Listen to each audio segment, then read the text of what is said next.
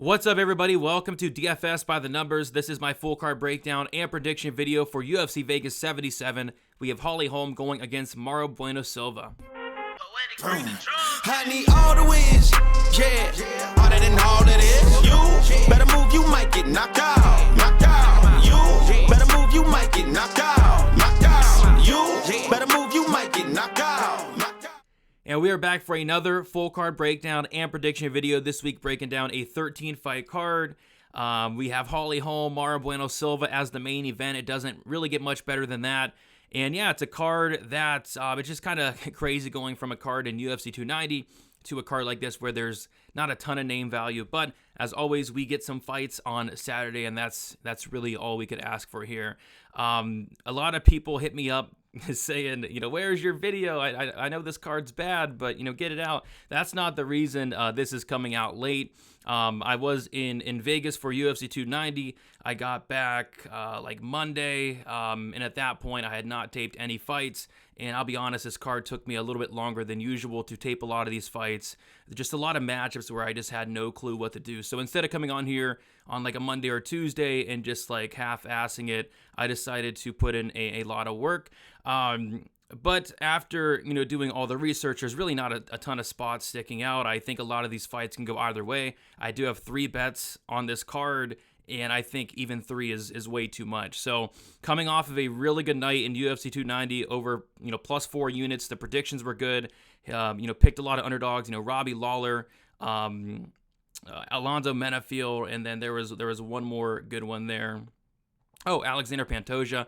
And then hit a lot of bets last night. Or last week, I had like 20-something bets. This week, it's only 3. So keeping it very, very light on this card, and that's kind of what you got to do. Bankroll management's key. You do not want to go out there and lay, minus 235 on Ailin Perez. So keeping it super light this week. Next week, we have UFC London. We have UFC 291 to end the month. And I'm not, going out there and putting a ton of money on the line for this card in particular. But I'm going to watch it. Going to enjoy it. Should be fun. Do have a couple announcements before we get started. I do want to shout out the winner for the Significant Strike Contest. Shout out to David, which this was his second win ever. David guessed 91 Significant Strikes for the main event. The correct answer was 106, and David was the closest. I was able to hit up David. Still waiting back for his PayPal info, but I'll get that to him as soon as he replies to me there. And then other than that, be sure to check out dfsbythenumbers.com. The full card best bet article is already out. Worked on that all day today. So that is out. And then I also have 3 bets for this card, 4 units on the line. And like I said, that's probably too much, but I'm liking my couple spots this week. So other than that, going live Friday for some final thoughts, then live again once again Saturday for best bet. And then I'm going to start digging into the UFC London card next week, which is a very good card. So let's hop into this one. This bout order has just recently changed, which is annoying because they waited till Thursday to do it. So we're going with what I have here. And that is Ailin Perez going against Ashlee Evans-Smith to kick off this card. We have Ailin Perez, 28 years old, 5'5" with a 66-inch reach, 7-2 and 3-2 in her last 5 fights. Ashlee Evans-Smith, 36 years old, 5'8" with a 67.5-inch reach, 6-5 and 1-4 in her last 5 fights. We'll take a look at the odds, and we see that Ailin Perez, for some reason, opened up minus 450. I'm not sure if they thought Ashlee Evans-Smith was coming in here with one leg. But yeah, she opened up minus 450, and then Ashlee Evans-Smith opened up plus 350 there. So, and now we have Perez minus 225, Ashlee Evans-Smith plus 190, which that is still probably too wide for a fight like this. But I can see why people are on the Ailin Perez side here. I am as well in terms of a pick, and that's just because I'm not really sure what Ashlee Evans-Smith is doing here. Apparently, she popped for some PEDs, had a decent-sized suspension. Apparently, she had an injury as well, and she has not fought in 2.5 years. And prior to fighting 2.5 years ago, she was 1-4 in her last 5 fights. So, and now she's 36 years old. So we're going to come see a much better version of Ashlee Evans-Smith. I highly doubt it. I think Perez, younger at this point, more active, and I think that's enough to win this fight. I don't think Perez is that great, but again, I'm just not sure what Ashlee Evans-Smith is doing in the UFC at this point, other than potentially just showing up for a paycheck. So give me Ailin Perez to get it done. laying minus 225 on Ailin Perez seems very irresponsible, and it's not something I'll do, but I think she wins the fight. Moving on, we have Alex Munoz going against Carl Deaton. We have Alex Munoz, 33 years old, 5'9", with a 72-inch reach, 6-2, and 3-2 in his last 5 fights. Carl Deaton, 33 years old, 5'7", with a 67-inch reach, 17-6, and he is 2-3 in his last 5 fights. We'll take a look at the odds. We see that Munoz opened up minus 160, and he is currently minus 175. Carl Deaton opened up plus 140, and he is currently plus 150. And speaking of layoffs, just like Ashlee Evans-Smith, Munoz is a guy that I just completely forgot about because he has not fought in a very long time. He fought over 2 years ago. 2 years and 2 months ago against Luis Pena. Lost that fight. A very close fight, but lost nonetheless. And then prior to that, made his debut against Nasrat Haqparast and lost that fight as well. He did have a win on the Contender Series, though, against Nick Newell. And at that point, that was like 5 years ago. So we have not seen Alex Munoz in a very long time. At this point, he's now 33 years old, so I'm not sure how many improvements he's made over these past couple years. I'm not sure, what's going on with this layoff. Just a lot of question marks on the Alex Munoz side. With all that said, though, if Alex Munoz shows up and he's the Alex Munoz that fought Luis Pena, I think he wins this fight and wins it pretty easily. But just laying minus 175 on Munoz here, a guy that has had such a layoff, it's not really something I want to do, but stylistically it feels like a fight where he should be able to go out there, land some volume, mix in some takedowns especially, get this fight down to the mat, control Deaton a little bit, and ultimately win a decision. But this long layoff has me puzzled a little bit, not sure as to why he's been off for so long. I'm guessing a potential injury, but I don't know. Give me Munoz here as long as he shows up, looks fine. He should win this fight pretty handedly, I suppose. So give me Alex Munoz to win this fight. Give me Alex Munoz to win by decision. All right, moving on, we got a fun fight here. Azat Maksum going against Tyson Nam. We got Maksum, 33 years old, 5'9", 16-0, obviously 5-0 in his last 5 fights, undefeated. Tyson Nam, 39 years old, 5'7", with a 68-inch reach, 21, 13-1, and 3-2 in his last 5 fights. We see that Maksum opened up minus 255. He is currently sitting minus 415. Tyson Nam opened up plus 215, and he is currently sitting at plus 315. Big, chalky price tag here on the Maksum side. This guy is undefeated. This guy has some hype, and he's taken on a 40-year-old flyweight in Tyson Nam. Tyson Nam's a guy that I've never really been too high on. It seems like his entire game is revolves around that power, which at flyweight, he has a lot of power for the division. He really does. This guy has 21 wins, and I don't really love his game, especially for flyweight, because he relies a lot on that power. Doesn't have really any volume, very low volume striker. Doesn't have any offensive wrestling, but he has great takedown defense. He has that great power. He can knock guys out. He can hurt guys. He can land big shots across 15 minutes, and that's how he's won a lot of his fights. But this Maksum guy, he's pretty good. Do I want to lay minus 415 on him? No, he's making his debut here, but I think he should win this fight. Went and watched a lot of his tape. He's a good wrestler, good grappler, has a lot of power on the feet as well. And I think he has a lot of avenues to win this fight, whereas if Tyson Nam wins this fight, it's going to be pretty much catching Maksum and by knockout, which, as we know, power is the last thing to go.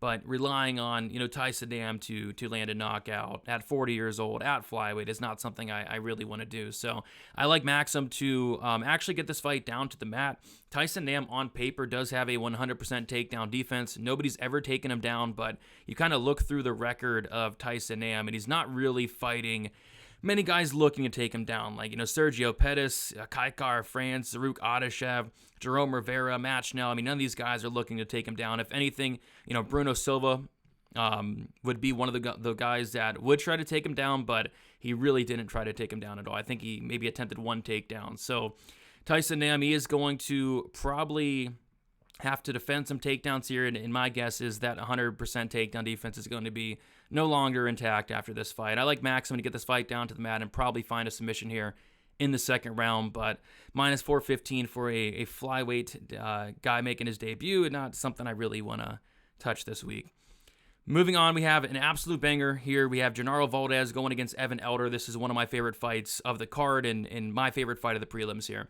We got Evan Elder, 26 years old, 5'10", with a 71-inch reach, 7-2 and 3-2 in his last 5 fights. Genaro Valdez, 31 years old, 5'9", with a 72-inch reach, 10-2 and 3-2 in his last 5 fights. So we'll take a look at the odds here, and we see that Evan Elder opened up, believe it or not, minus 160. He is currently minus 300. And Genaro Valdez opened up plus 140, and he is currently plus 250. And yeah, this fight's going to be very fun. We actually have 2 guys right here that have no wins in the UFC. Evan Elder, 0-2 in the UFC, lost his last fight due to a cut stoppage in a fight where he was winning that fight against Sadykhov, who we'll talk about in a little bit. And then he made his debut, I believe, up a weight class against Preston Parsons, showed a lot of toughness, and I think his stock kind of rose in that fight. Genaro Valdez went out there and got knocked out 50 times by Matt Frevola in his debut. It was pretty hilarious, actually. I think the actual number of knockdowns was like 4, but I could have swore it was like 6 knockdowns for Matt Frevola. And then he goes out there and loses to Natan Levy, again getting hurt multiple times. And then on the Contender Series, he also got hurt and almost stopped in the first round multiple times, came back and got the second round finish. Valdez is tough, but he gets hurt a lot. I kind of question the durability of the guy. I mean, the guy gets dropped, he gets wobbled, he gets hurt in pretty much all of his fights, and a lot of that has to do with him just having no regards for his own safety, no regards for any striking defense whatsoever. Like I said, he's a tough guy, but my goodness, you cannot eat a lot of these shots, and we're starting to see that at the UFC level.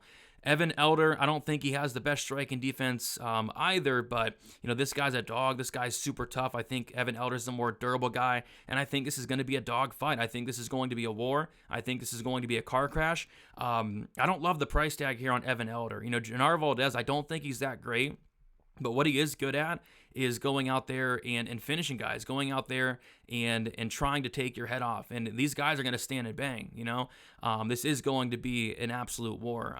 So I think this has potential to be one of the best fights on the card. I'm going to say Evan Elder has, more durability here, and I think that durability is going to play a long or go a long way in a fight where I think it's just going to be a car crash here. So give me Evan Elder to survive an early storm, maybe even get hurt a couple times in the first round, but I think he's going to kind of beat the crap out of Valdez as this fight goes on. I can see Evan Elder knocking down Valdez like 5 times, eventually getting on the top and finishing him via TKO. So give me Evan Elder to win this fight. I'll say second round knockout for Evan Elder. Actually really looking forward to this fight here. All right, moving on, we got Jack Della Maddalena going against Bassil Hafez, and like 10 minutes ago, they just promoted this fight to the co-main event. So I guess that's interesting, but we got Jack Della Maddalena.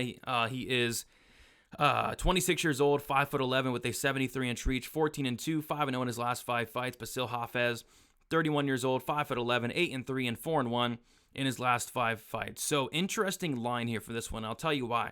Jack Della opened up minus 800. He is currently minus 550. Hafez opened up plus 575. He is currently plus 400. So when I saw Jack Della Maddalena got an opponent, a short notice opponent, I was expecting Jack Della to be like minus 1,000, right? Jack Della has a lot of hype. He's very, very good. So to see him at only minus 500 really made me want to look into this fight. How this Hafez guy, he must be good. And he is pretty good. Hafez, I believe the guy's from Philly. He's training with some really good guys. I think he's training with like Kamar, the Usmans. I think I saw him training with Gaethje. Some really, really good training partners for Hafez. There was a couple other guys as well, just very, very high-level training partners, it appears, for this guy. He's very physically strong. This guy can wrestle. This guy's a BJJ black belt. He has a ton of power on the feet. But, this is a matchup where he is taking this fight on short notice. I don't like what I see from the cardio in Hafez. This guy gets very tired very quickly. He's very explosive early on. The reason I think this line is so short, which it's not, but it's short for a Jack Della fight who's taken on some newcomer, right? That's because Jack Della, when he has struggled throughout his career, it's because he's getting taken down, he's getting put into bad spots, and Hafez is probably going to take Jack down here, and he's probably going to put him into bad spots, but Jack always does a very good job at fighting out of those bad spots, and once this is on the feet, although I think Hafez is an okay striker, Jack Della Maddalena is the much better striker here by a mile. Hafez's striking defense is very, very bad. He doesn't move his head. He gets hit a lot. He's very tough. He's never been knocked out, but you do not want to get hit a lot in your face by a guy like Jack Della Maddalena. So I think Maddalena is going to catch him here late first round. But Hafez, he's not bad at all. I think this guy's actually UFC caliber. There's a reason Jack Della's not minus 1,000 here and only minus 550. I would not even lay this price tag on Jack Della Maddalena because I think Hafez can absolutely have some moments in this first round. But a couple moments is all I see. I don't see him going out there and finishing Jack Della Maddalena. I guess it's on the table. Not likely in my opinion. And then if this fight does get extended late first, second round, especially third round, I absolutely don't think Hafez has the cardio to push a wrestling heavy pace across 3 rounds, especially with a guy like Jack Della Maddalena. So give me Jack Della, late first round knockout. This fight should be an absolute banger. There's a reason they moved this to the co-main. Moving on, we got Costa going against Austin Lingo. We got Costa, 26 years old, 5'10", with a 73-inch reach. 19-6 and 3-2 in his last 5 fights. Austin Lingo, he is 29 years old, 5'10", with a 70-inch reach, 9-2 and 3-2 in his last 5 fights. We'll take a look at the odds. Costa opened at minus 155, currently plus 135. No, he opened up minus 155. He's currently minus 205. Austin Lingo opened up plus 135. He is currently plus 175. So I don't think Costa is that great, to be honest, and it was a very popular play this week. I will be looking to fade Costa in the very near future. I think he has a lot of holes in his game. I think he's very hittable. I think his takedown defense is absolutely atrocious. I kind of question the submission defense as well. But luckily, he's taken on Austin Lingo, who's just not going to take him down, so that's not really going to be a problem here. But Austin Lingo, he does have a lot of power. They call him lights out for a reason. That power hasn't really translated at the UFC level yet, but, with Costa being hittable, I have seen him hurt multiple times. Maybe Austin Lingo can potentially land a knockdown here, but you got to go Costa. I see why people like him here. I think it might be more of a fade on Austin Lingo, but just in this matchup in particular, Costa has a lot more ways to win this fight. Costa is going to have a lot more tools on the feet. I love the kicks. I love the volume of Costa. And then if somebody's going to take this fight down to the mat, it is going to be Costa, because I think his grappling offensively is slick. This guy will go out there and hunt for submissions. Will he get one against Lingo? I'm not so sure, but he does have that grappling in his back pocket there.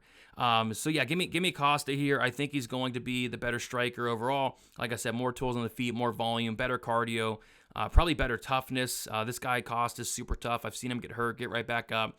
Austin Lingo, I think he's a solid fighter. He's 29 years old. It's not like he's 30-something here. So I think he is making improvements. He's training at a good gym. I think he's at Fortis, but I got to take Costa here. I think he just has a lot more avenues to win this fight. So give me Costa to win.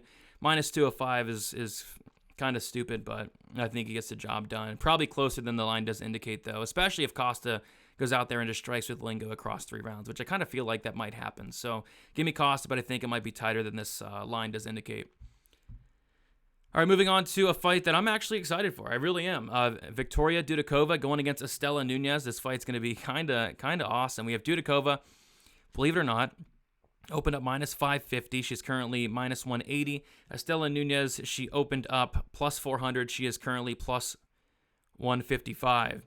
Dudakova, she's 24 years old, 5'5". I'm not sure if I went over this already, but we'll do it again. 6'7" reach, 6-0, 5-0 last 5 fights. Nunes, 30 years old, 5'4", 66" reach, 6-4, and 1-4 in the last 5 fights. Sorry guys, it's been a long week. But anywho, so a lot of money coming in on Istela Nunes, which is interesting. So Istela Nunes, if fights in the UFC were 5 minutes long, Istela Nunes would be undefeated right now. Like, she is very good in the first 5 minutes. Her takedown defense looks good. Her striking looks good. She has power. She is winning all these fights in the first round. The problem with Istela Nunes is she has terrible cardio. Some of the worst cardio you'll ever see. So for this fight, I mean, Dudakova probably has to survive the first round, and I think she will do that. And Istela Nunes will either have to knock out Dudakova, which it could happen, but relying on a strawweight first-round knockout, it's not something I really want to do. I know it happened last week with Denise Gomes, but we don't see that all too often at all. So I think Nunes would either have to knock out Dudakova in the first round or win a second round here, and I don't really think that's, I guess it's on the table, but her cardio is so bad that I don't know if this fight reaches the second round. I just can't trust her to do that. Viktoriya Dudakova, she's very young, 24 years old. We got to expect some improvements. We don't see a ton of her striking at all because she doesn't strike at all. She's looking to get the fight down to the mat early and often. You got to expect Nunes is going to be the better striker here, and probably by a lot. But, that's probably not going to matter because Dudakova is going to try to close the distance very early and often. She's going to try to get the fight down to the mat. And when she does, she's a very good grappler, Dudakova. Very dangerous. She's finished a lot of her fights, a lot of lower-level fighters, but I feel like if she does continuously take down Nunes, kind of grind her out, wear her out, I feel like a late sub is very much on the table for Dudakova. So I kind of feel like it's Nunes early or Dudakova late here, which is crazy to say for a strawweight fight, but that's kind of how I see it. I think Nunes has the power to potentially hurt Dudakova early, and if not, I think Dudakova is just going to wear on her, take her down, and eventually find a sub. So I'm going to say Dudakova does find a sub late second round here. I don't trust the cardio of Istela Nunes, and I think Nunes goes 0-4 here in the UFC and takes her third submission loss. Moving on, we have Melsik Baghdasaryan going against Tucker Lutz. We have Melsik Baghdasaryan, 31 years old, 5'9", with a 70-inch reach, 7-2, 4-1 in his last 5 fights. Tucker Lutz, 29 years old, 5'8", with a 72-inch reach, 12-3, and 3-2 in his last 5 fights. We'll take a look at the odds here. Melsik Baghdasaryan open at -250. Currently -160. Tucker Lutz open up +210. Currently +140. So a lot of money has came in on Tucker Lutz, and it's a matchup where I kind of have been flipping back and forth on. And to be honest, I've been kind of flipping back and forth on a couple of fights on this card, and this is definitely one of them because I feel like this fight's going to be very, very close here. So we have a striker versus wrestler matchup where Melsik is going to be the better striker. Melsik is an incredible striker, incredible kicks, hard kicks, hard punch. I mean, this guy hits very hard. This guy, you look through his record, he has like multiple finishes under like 30 seconds. And he also has a head kick knockout win in the UFC against Colin Anglin as well. So this guy Melsik's dangerous. He's a good striker. He's going to have the striking advantage. But, Tucker Lutz, he's not a bad striker at all. I mean, Tucker Lutz has some very good volume, but where Tucker Lutz is going to win this fight is just taking down Melsik Baghdasaryan. And it's going to be easier said than done, but I think it could happen. Tucker Lutz, his wrestling is very solid, and he can wrestle for 3 rounds. His cardio is good, whereas Melsik does tend to slow down as the fight goes on. He can be taken down. So I feel like it's one of those fights where it's going to go to decision. It's going to be close. Melsik's going to have the bigger moments on the feet, but Tucker Lutz is going to get takedowns, get control time, and it's really going to all come down to what the judges think. So in a fight where I think is going to decision, is going to be super close, I think I'm going to side with the dog here in Tucker Lutz, but kind of missed the boat because, like I said, he was a really big underdog. Like just a couple days ago, he was like +185. So at this point, he's +140. I feel like this is a close fight. Give me Tucker Lutz to slightly edge it out. Although I'm a big fan of Melsik here, I think stylistically, striker versus wrestler, this one could be close. So give me Tucker Lutz for the upset in this one. All right, moving on to my favorite fight on the card, and that's because it's a Terrance McKinney fight. We have Terrance McKinney, who is 28 years old, 5'10", with a 73.5-inch reach, 13-5, and 3-2 in his last 5 fights. Nazim Sadykhov, 29 years old, 5'10", with a 69-inch reach, 8-1, and 5-0 in his last 5 fights. We'll take a look at the odds here. We see that McKinney actually opened up the favorite, -145. He's currently the dog, +115. Sadykhov opened up +125 dog. He's currently -135 here. And a fight that could really go either way. Terrance McKinney fights are so wild. Besides the last one, but we'll talk more about that. They're so wild. They're so unpredictable. Terrance McKinney is a complete madman. We saw him tone it down a little bit in his last fight against Bonfim. McKinney came out there patient, not doing a ton, taking his time, conserving that gas tank, and quite frankly, he looked very bad in that matchup. We've never seen Terrance McKinney look that bad. And I hate seeing fighters do this, just changing their entire style, right? The reason Terrance McKinney is here where he's at today is because he's a complete wild man who's finishing guys early. We saw him take the complete opposite approach, take his time, and first of all, he didn't look good at all, and then second of all, he even gassed out doing nothing. So I expect Terrance McKinney to go back to his Terrance McKinney ways and come out there like an absolute madman. And if he does that, I think he has a really good chance to win this fight, because Sadykhov, I've seen him get put in a lot of bad spots early. I've seen him taken down early. I've seen him hurt early. I've seen him dropped early. He's a slow starter in a lot of his fights, and you do not want to be a slow starter against Terrance McKinney. The reason why you can't be confident, and really either side, but McKinney, is because of the cardio.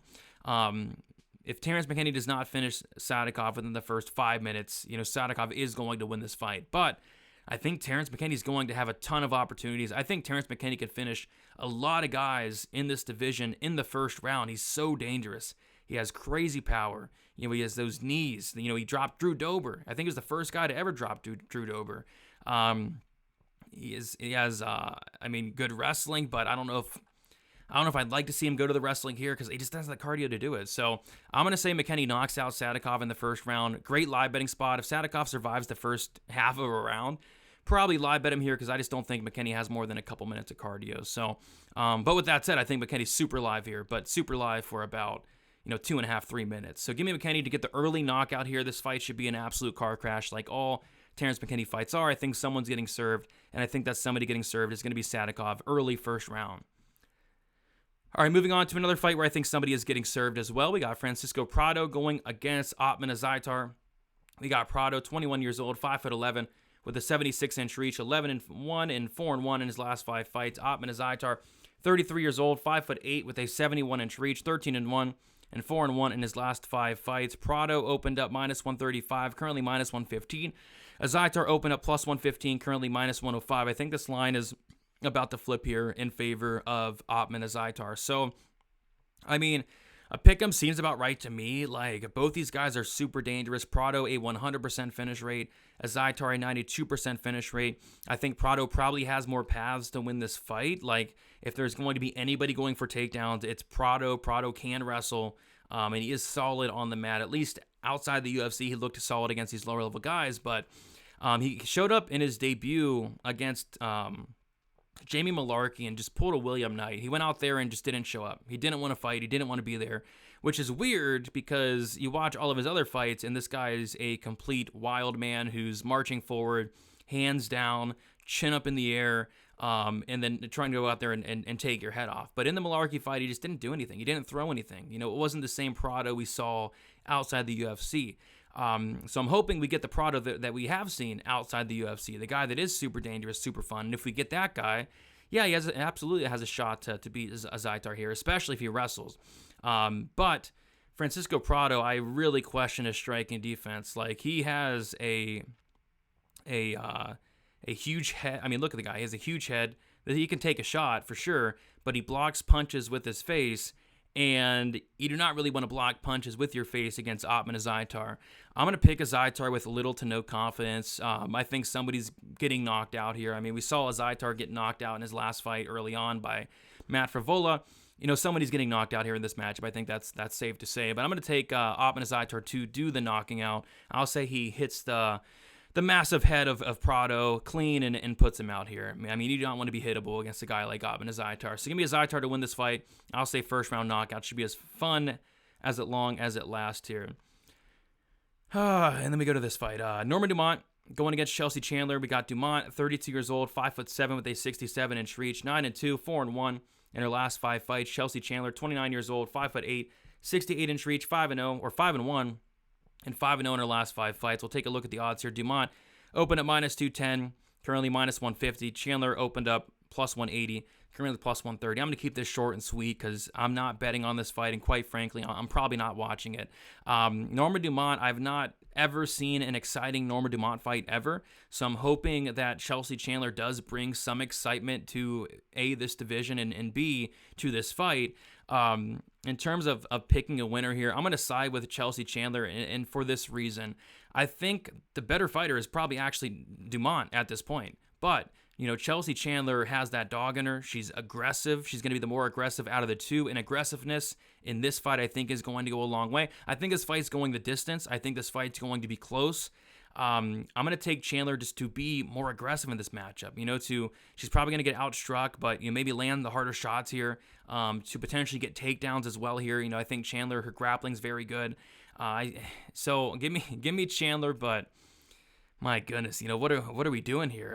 Chandler for the decision win. I think it's close. I think it's greasy, but I'm gonna take her just to do a little bit more across 15 minutes. My goodness, let's move on to Jung Park going against Albert Duraev. We got Jung Park, 32 years old, 5'10", with a 73-inch reach, 16-5, 4-1 in his last 5 fights. Albert Duraev, 34 years old, 5'11", with a 75-inch reach, 16-4. And 4-1 in his last 5 fights. We'll take a look at the odds. It's opened up a straight pick of -110 each way. Now we have Park -150, Duraev +130. And I'm not high at all on Duraev. Never have been, never will be. Jung Park, I think he's super underrated. Like, people always count this guy out. Like, I remember when he fought Dennis Tuoluen, and people were betting Dennis Tuoluen. I mean, it was a wild week there, and then he went out there and just starched Dennis Tuoluen. I remember he fought Joseph Holm. People were betting Joseph Holmes against this guy, and he just went out there and starched the guy. I think Jung Park is super underrated. I think he's really well-rounded. I think his grappling's underrated. I think his striking's very good volume on the feet as well. Very good durability, very good cardio. A lot of reasons to like Jung Park. This is another fight that I see going to decision. I see it being close. The judges probably screw it up, but Jung Park is going to have the durability advantage here. Jung Park's as tough as they come. Albert Duraev's not. Albert Duraev, 4 losses, all 4 coming by knockout. Jung Park's going to have the cardio advantage here. He has really good cardio. You can go 15 minutes, no problem. Duraev slows down in every single fight he's in. So I think it is close. I think it is competitive. I think Duraev will have his moments. He will land some big shots. He might even get some takedowns early on. But as this fight goes on, I think Park is going to be the busier fighter across 15 minutes. I think he can even mix some takedowns late, potentially. But overall, I see this being a close fight here. I don't really see Jung Park going out there and running through Duraev like he did against Rodriguez, like he did against Joseph Holmes, like he did against Dennis Tuoluen as well. I think Duraev is much better than Dennis Tuoluen and Joseph Holmes, but I still think Jung Park does just enough to get this done and get it done by decision. -150 seems about right to me. Moving on, we have the main event of the evening. We have Holm going against Mayra Bueno Silva. We got Holm, 41 years old, 5'8" with a 69-inch reach, 15-6, 3-2 in her last 5 fights. Mayra Bueno Silva, 31 years old, 5'6" with a 66.5-inch reach, 10-2-1, and 3-1-1 in her last 5 fights. Take a look at these odds. Holm opened up -160, currently -170. Bueno Silva opened up +140, currently +150. And this is a fight where I see it playing out one of 2 ways, and I don't see it playing out any other way. The first way I see this playing out is Holm beating the crap out of Bueno Silva across 5 rounds, making her look like she doesn't belong. Mayra Bueno Silva taking a massive step up in competition from a 40-year-old Lena Landsberg, who I think retired, and if not, she probably is very close to doing so, and going against Holm, who has fought some of the best in the division. So I think Holm is going to go out there and just look a level above Silva. I think that is absolutely on the table. The other way I see this playing out is a Mayra Bueno Silva armbar, probably from guard, probably in the first round. I mean, Mayra Bueno Silva, that's how she wins a lot of her fights. I mean, it's armbar from guard. Like, a lot of her wins come by submission. And it could happen here. I mean, Holm, she needs to mind her P's and Q's. She needs to fight smart. I would not recommend taking down Bueno Silva. I kind of feel like she might, though. And if she does take her down, she's got to really be careful on the mat, because that's Bueno Silva's game. She's super dangerous when she's on her back. Super dangerous. And Holm's going to have to be, very careful down there if she does choose to go to the mat. If Holm fights smart, if she fights smart, keeps us on the feet, doesn't go for takedowns, at least early in the fight, I think she looks like a massive favorite here. Mayra Bueno Silva, it's always really confused me, her game. She's an incredible grappler. She's so dangerous, but she never goes for takedowns. Like, the very first takedown she landed was actually her last fight against Lena Landsberg, who has a sub 50% takedown defense. Prior to that, she landed she landed no takedowns prior to that. And I think she only attempted 1. So I cannot count on Bueno Silva to wrestle. If anything, it's going to have to be Holm that wrestles, and that just wouldn't be wise, at least, like I said, at least early on. So I'm going to take Holm here, but I could 100% see a scenario where Holm takes down Bueno Silva and gets armbarred, and I'm extremely annoyed because I bet Holm, but luckily I'm not betting this fight. It's a fight that I don't really want anything to do with from a betting perspective, and quite frankly from a fan perspective. Like, I don't really care for a Holm main event. So yeah, I mean, as long as Holly fights smart, this is a good fight for her. I know she's 41, but she still looks like she has a lot left in the tank even at this 41-year-old age. And if she fights smart, she kind of cruises here. So I'm going to take Holm to fight smart, but I don't know. I mean, I have a weird feeling in the back of my head that she won't fight smart. So it's just going to be a pass fight for me. All right, guys, we did it. My goodness. I mean, this is, I don't know. We have UFC 2 London. We have UFC London next week. We have 291 the week after that. So good cards coming up. I'm not the biggest fan of this card. I know people get really, really upset and a lot of crying out there whenever I give my opinion on cards and I say they're not that great. So I'm not going to say that for this card, but come on, guys. Let's be real here. Kind of a rough card, especially from a betting perspective. Like, I have 3 bets, and those 3 bets feels like way too much exposure on this card. So I'm going to get ahead to UFC London. Hopefully beat some line movement on some bets. 15 fights next week for UFC London, so I'm going to look into those. Hopefully beat some line movement, and I'll have more action next week. But this is a card I'm taking very lightly because you got to. I mean, bankroll management's key. You don't want to put your whole bankroll on Ailin Perez at minus 230, or I don't know, Norma Dumont. Oh my gosh. So I'm gonna head out. Best of luck for UFC Vegas 77. Bankroll management's key, like I said. Tune into the live streams Friday and Saturday. Like, subscribe, check out dfsbythenumbers.com. All the content is about uploaded for the week on there. And best of luck and enjoy the card this week. See you guys later.